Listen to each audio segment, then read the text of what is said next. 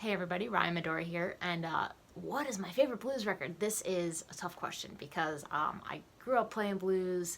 I spent a good portion of my life going to blues jams, and it's just music that I absolutely adore and have, found as a true north, really, musically for myself. So here are a couple of my favorite records. The first one, Albert King, Born Under a Bad Sign. So classic, Duck Dunn on bass, just like the beauty of a Stax produced record. Albert King just being the best. I like kind of get giddy every time I think about this record just because I have so many great memories of, frankly, sitting in my basement with my boombox listening to this album. So that's number one.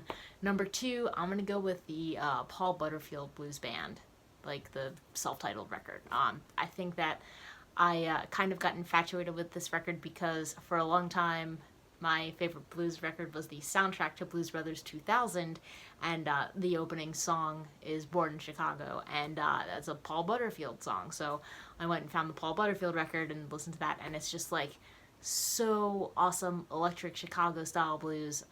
So there it is. That's one of my favorites. And one more, I'm going to go with Freddie King because Living in the Palace of the King. You want to hear that song. It's amazing. But I would say that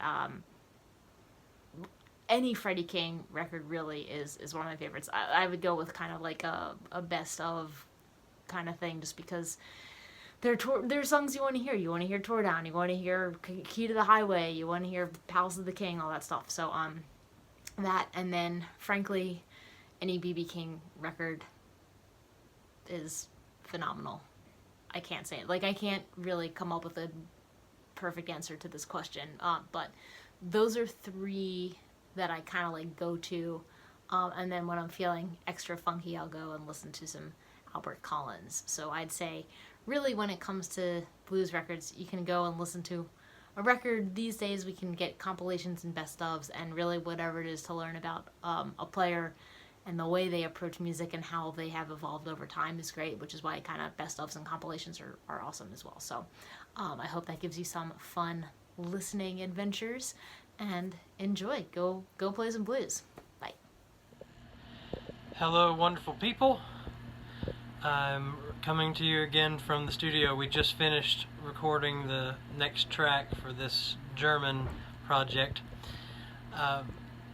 98% of my professional career has been spent playing blues.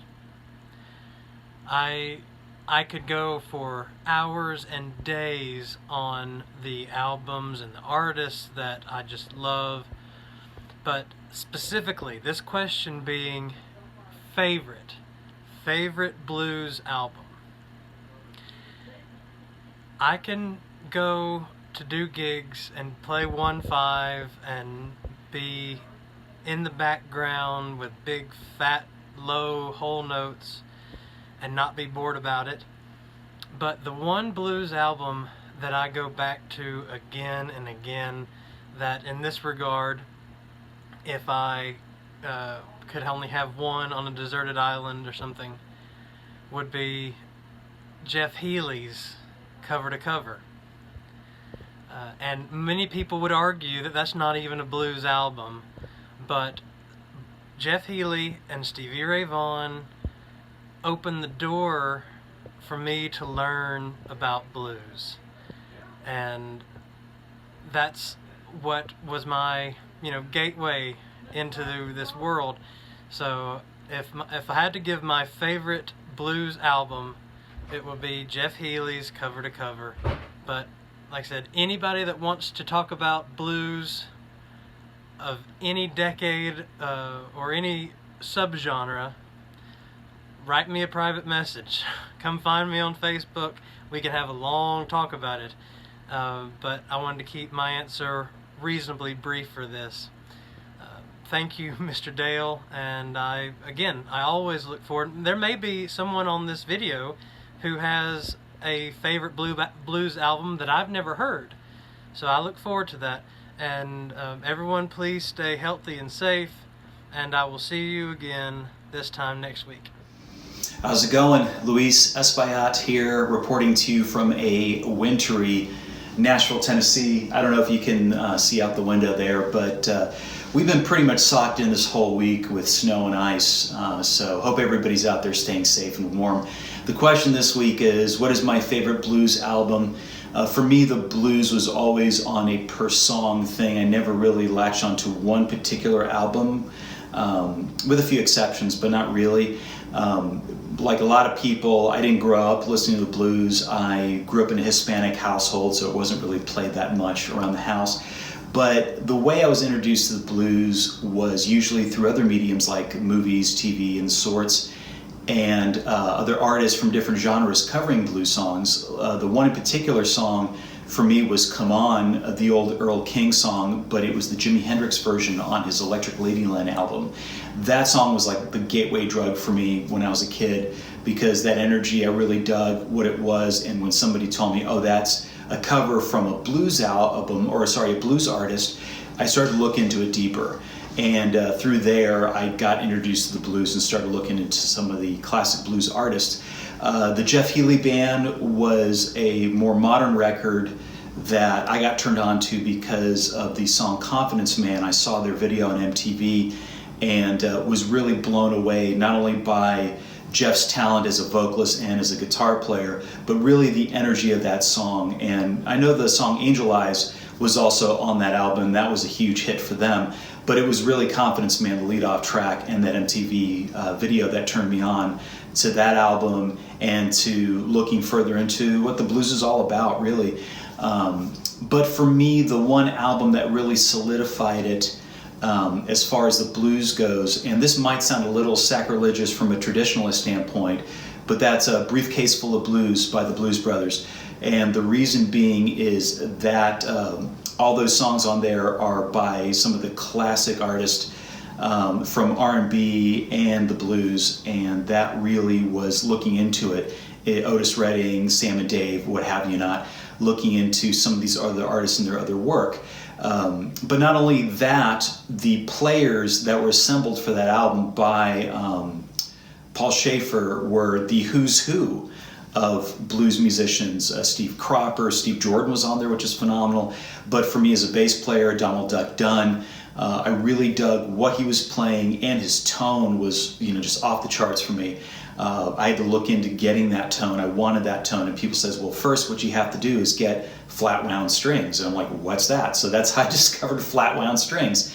And to this day, I keep one of my P basses strung with flat wounds 100% of the time. Because of Donald Duck Dunn and that tone, which is phenomenal. So there you go, there's my answer. If you haven't listened to that album, I'm sure a lot of you are familiar with it, but if you haven't listened in a while, I encourage you to go back and really get into it. It's just a fun record, it's a fun album, and the playing's off the charts, and obviously it's just classic blues songs. So there you go, hope everybody's great, and I'll see y'all soon. Take care.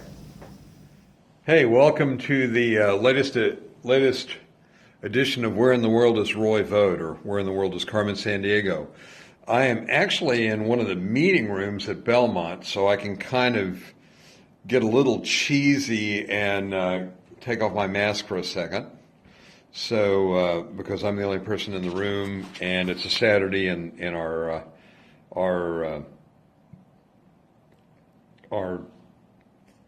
student body and faculty aren't here. I'm here because I'm grading a student's senior recital.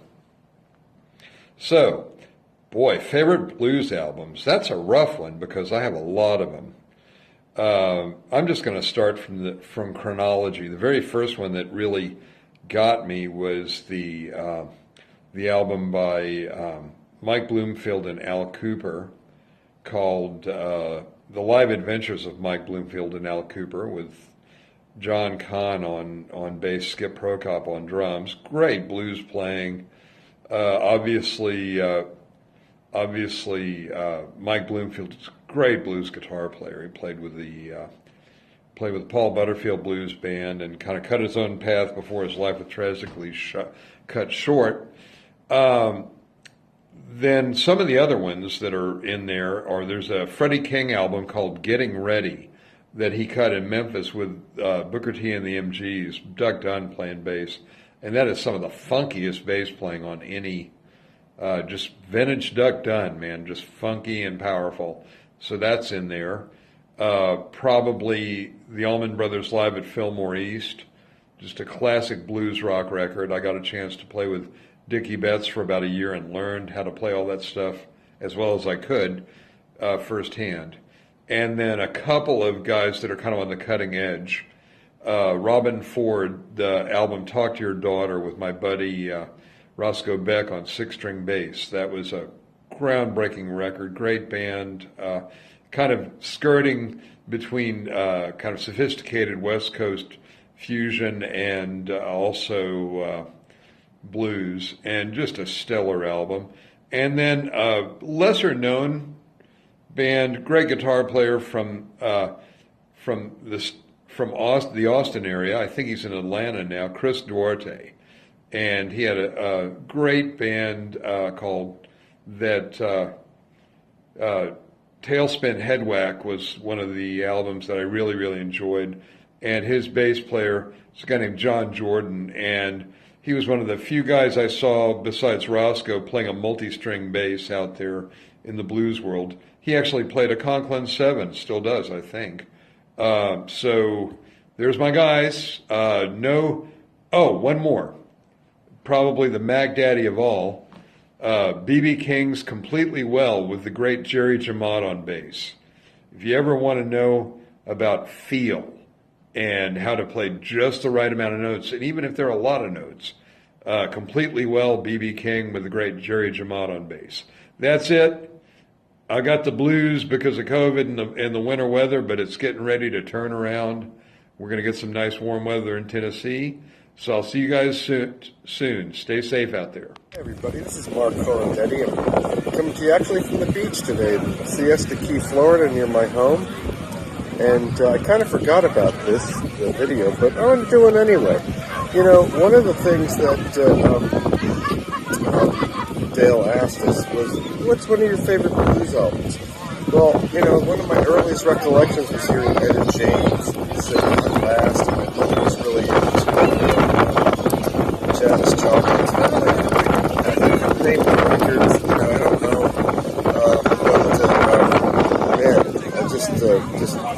Just fantastic stuff. Anyway, that's my take on it. Of course, there's a lot of others, you know, Stevie Ray, you know, came along and that kind of grabbed me. He's a little bit more electric. And, one time, yeah, some of the best people I know, you know, I don't even know their names. One time I was like, you know, I don't know, 14, and my mother took me to New Orleans, and there's some great blues players there. So, I don't remember the names, but I just remember being so impacted by it, and it just goes to show you, not everybody that's great is famous and making big records. Anyway, keep your ears open and have a great day, and I know I am. It's like, so have a wonderful day, and thank you very much.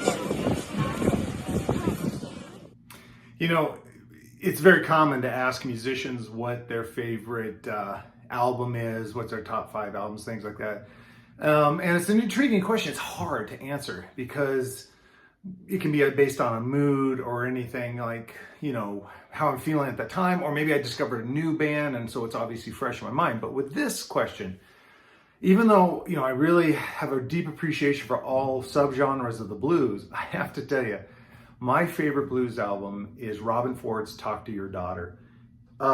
Such an amazing album. I mean, I'm a big fan of Robin Ford's anyway.